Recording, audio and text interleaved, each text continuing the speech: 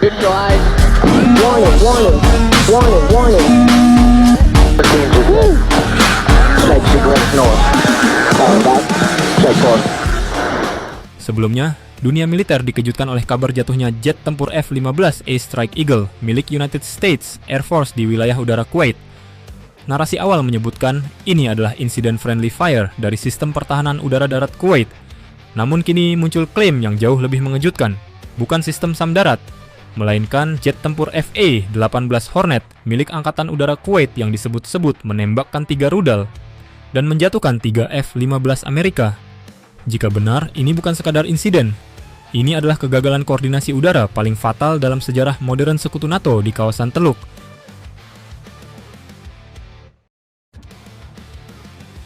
Apa yang sebenarnya terjadi? Laporan yang beredar menyebutkan satu FA-18 Kuwait melakukan peluncuran 3 rudal udara ke udara. Targetnya, 3 F-15A Amerika yang sedang beroperasi di wilayah yang sama. 3 rudal, 3 kill. Jika klaim ini valid, maka ini bukan hanya friendly fire. Ini adalah intersepsi aktif antar platform tempur generasi 4 yang sama-sama canggih. Pertanyaannya, bagaimana mungkin jet sekutu bisa saling mengunci radar tanpa identifikasi IFF yang benar? Dalam operasi gabungan, protokol Identification Friend or Foe sangat ketat. Transponder aktif. Data link terintegrasi, AWACS memantau. Kecuali ada satu dari 3 hal ini. Kegagalan sistem Identification Friend-Foe, Human Error Fatal, atau situasi kaos tempur yang melampaui prosedur standar. Dan jika benar 3 rudal dilepaskan secara beruntun, ini bukan panic shot, ini deliberate engagement.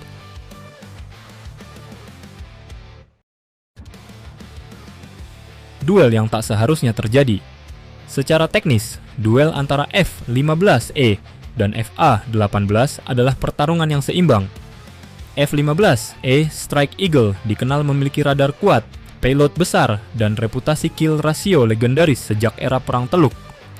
Selama puluhan tahun, F-15 hampir tidak pernah kalah dalam pertempuran udara nyata. Bahkan sering disebut memiliki win rate mendekati 100% dalam combat air-to-air modern. Namun, FA-18 bukan lawan sembarangan. Hornet Kuwait telah mengalami upgrade avionik dan mampu membawa rudal BVR seperti AI M120 Amram. Dalam jarak beyond visual range, kemenangan bukan lagi soal siapa lebih besar, tapi siapa lebih dulu mendeteksi dan menembak.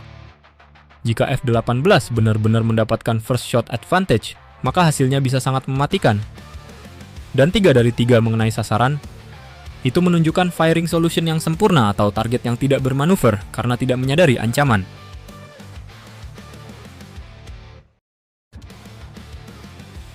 Mengapa ini bisa terjadi? Dalam konflik kawasan Teluk yang memanas, langit yang menjadi sangat padat. Amerika mengoperasikan berbagai platform, F-15, F-16, F-35, tanker, drone, AWACS. Kuwait sendiri memiliki FA-18 dan kini juga menerima FA-18 Super Hornet varian terbaru.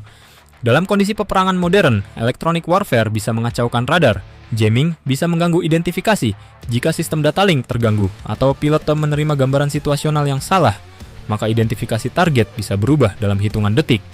Friendly fire seringkali bukan karena agresi, tapi karena kekacauan informasi.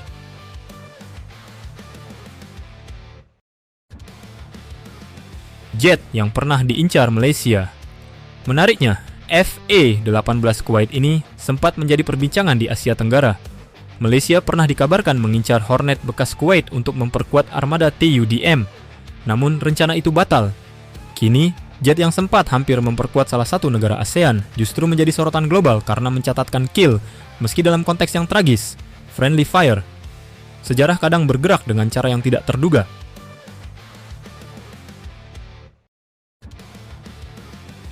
Apakah ini mematahkan reputasi F-15? F-15 selama ini dikenal sebagai rajanya dogfight modern. Dari era Perang Teluk hingga konflik Timur Tengah, F-15 mencatat rasio kemenangan luar biasa. Namun realita medan tempur modern berbeda. Perang udara hari ini bukan lagi duel jarak dekat.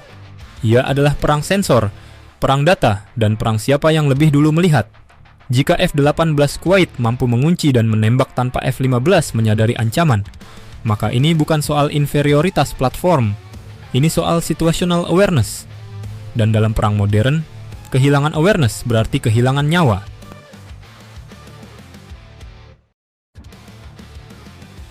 Dampak strategis. Jika klaim ini benar, jika benar 3 F-15E USAF jatuh akibat tembakan FA-18 Kuwait, maka dampaknya sangat besar. Pertama, akan ada investigasi gabungan tingkat tinggi antara Kuwait dan Amerika. Kedua, prosedur identifikatin friend or foe dan data link koalisi kemungkinan akan dirombak. Ketiga, reputasi interoperabilitas sekutu di kawasan Teluk akan dipertanyakan. Dan yang paling penting, musuh akan mempelajari ini. Karena jika sekutu saja bisa saling salah tembak, maka celah koordinasi itu bisa dimanfaatkan dalam konflik nyata.